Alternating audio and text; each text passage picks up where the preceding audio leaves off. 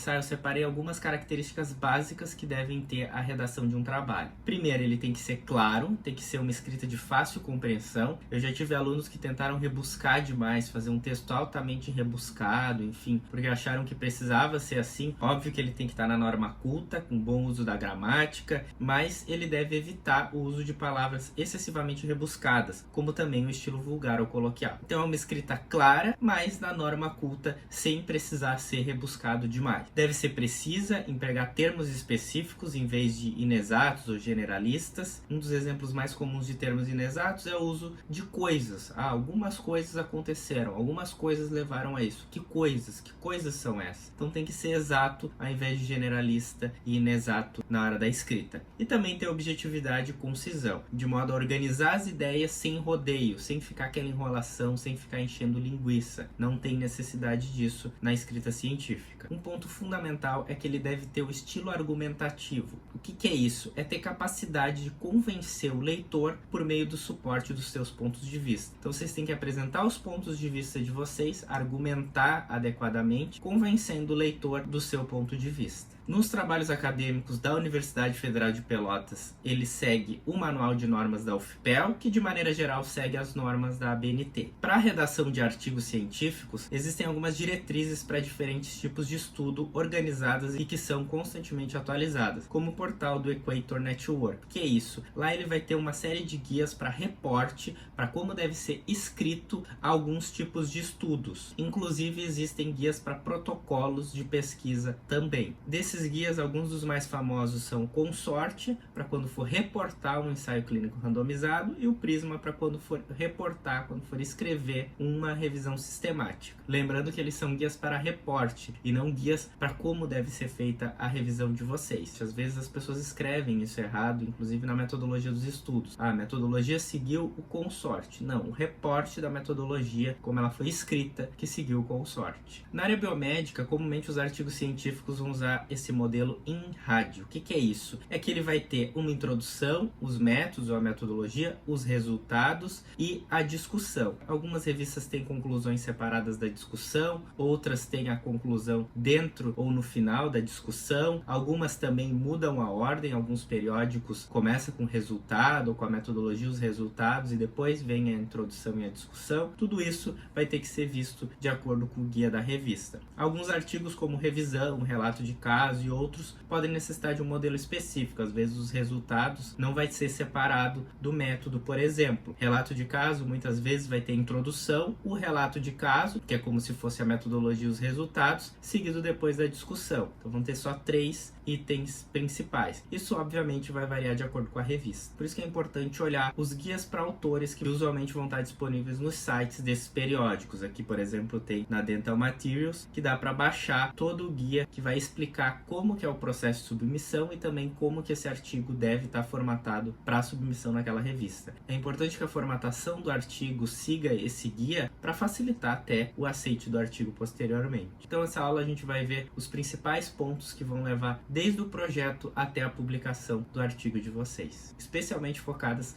na redação de artigos científicos.